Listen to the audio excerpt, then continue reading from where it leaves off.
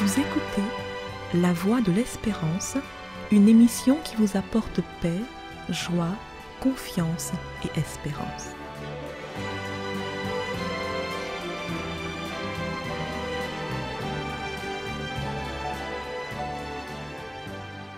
Bonjour la Guyane et bonjour à tous depuis la Guyane. Pourquoi est-ce si difficile parfois de pardonner, y compris dans la famille, alors que le pardon est tellement nécessaire à la poursuite d'une relation épanouissante entre des humains? Depuis l'apparition, l'intrusion du péché dans l'environnement des humains, il y a des tensions qui ont été engendrées même dans les relations de couple.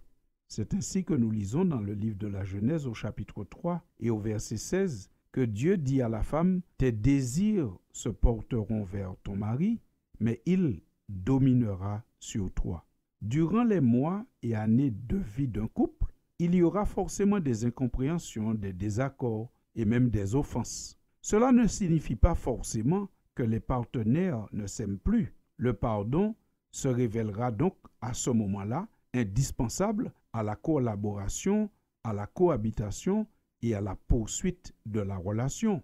Le pardon permet de garder le lien entre deux individus, deux personnes, même quand il y a eu un accrochage. Le pardon permet de restaurer l'offenseur, mais d'abord de guérir l'offensé, qui donne son pardon.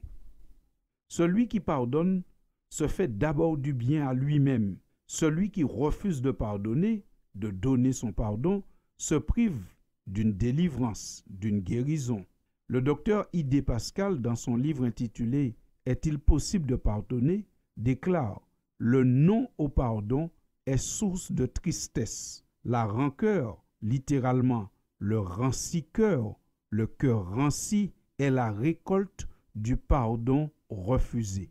Et cette rancœur peut être la source de nombreux problèmes. En effet, nous savons que les sentiments négatifs, tels que la rancune, sont des poisons. Ils provoquent ou aggravent de nombreuses maladies. Si vous subissez beaucoup de stress sans le dominer, un jour vous le paierez peut-être cher, parce que le stress continu accélère toujours notre vieillissement. Trop violent ou répétitif, il double la probabilité de cancer, constitue un facteur dominant dans l'apparition d'ulcères, de troubles cardiaques.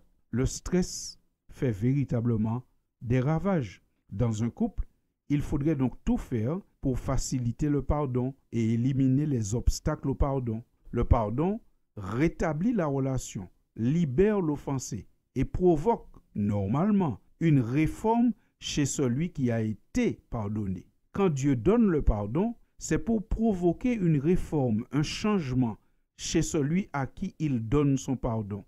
Dieu nous pardonne afin qu'on le craigne, afin qu'on le respecte davantage. Nous lisons dans le livre des Psaumes, au chapitre 130, ce qui est dit. « Si tu gardais le souvenir des iniquités éternelles, Seigneur, qui pourrait subsister? Mais le pardon se trouve auprès de toi afin qu'on te craigne. » Fin de citation. Le pardon, lorsqu'il est donné, a normalement comme conséquence de provoquer un changement d'attitude chez celui qui a offensé, chez l'offenseur. Et c'est donc là que nous entrons en matière sur les quelques attitudes qui peuvent constituer un obstacle au pardon. Commençons par la répétition de l'acte. La répétition de l'acte par l'offenseur entraîne la perte de confiance chez l'offensé, ainsi qu'une certaine usure, une fatigue.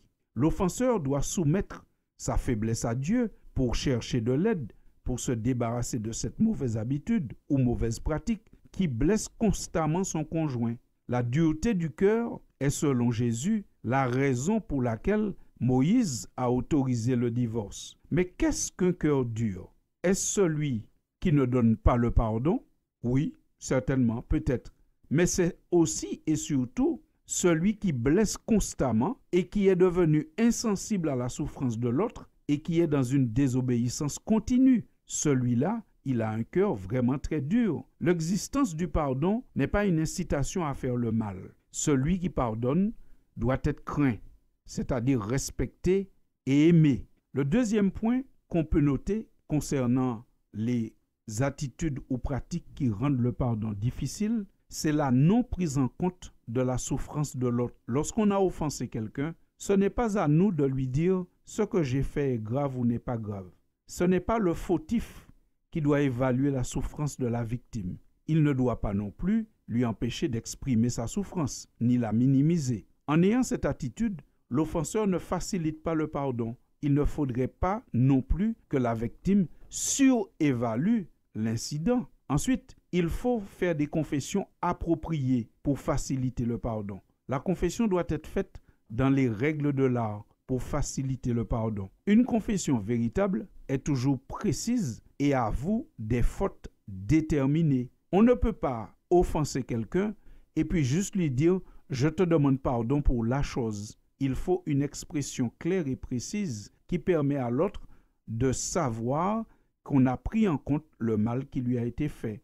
Les membres d'une famille devraient donc pouvoir s'asseoir régulièrement pour faire des mises au point, trouvant ainsi l'occasion de dire ce qui a fait ou qui fait mal et pouvoir se confesser mutuellement l'un à l'autre. Ensuite, voyons encore quelques points qui peuvent rendre le pardon difficile dans une famille.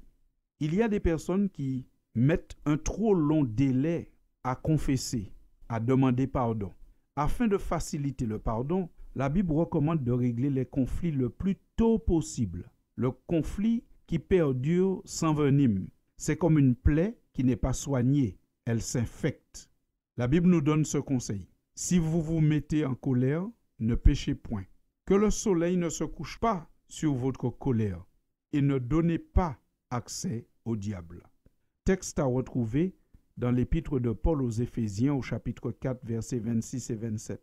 L'une des deux parties doit prendre l'initiative pour débuter le processus de réconciliation. C'est en principe l'offenseur qui devrait initier la démarche. Mais s'il tarde, l'offensé devrait faire le premier pas. Pour éviter l'usure, il n'est pas bon que ce soit toujours le même qui endosse la fonction d'initiateur de paix. Il faut initier le processus au plus près de l'offense. Il faut aussi se rappeler que la guérison a aussi parfois besoin de temps. L'offenseur doit donner du temps à l'autre pour digérer le mal qui lui a été fait.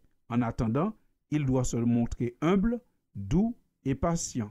Enfin, notons qu'une des pensées qui peut rendre le pardon difficile, et la confession aussi, c'est la pensée qu'il n'y a pas de conflit avec le conjoint que Dieu aurait donné. Celui qui pense qu'il ne devrait pas y avoir de conflit avec le conjoint donné par Dieu risque de baisser les bras à la première difficulté qui apparaîtra dans le couple. Les conjoints que Dieu associe sont des humains faillibles. Pensons à l'histoire d'Isaac et de Rebecca. Aucun doute, c'est bien le Seigneur qui a choisi Rebecca pour Isaac. Pourtant, il y a eu des désaccords dans ce couple. Mais notons qu'ils ont su se pardonner et aller jusqu'au bout ensemble. Chers amis auditeurs, il est vrai que demander pardon et pardonner ne sont pas choses faciles, mais c'est tellement utile.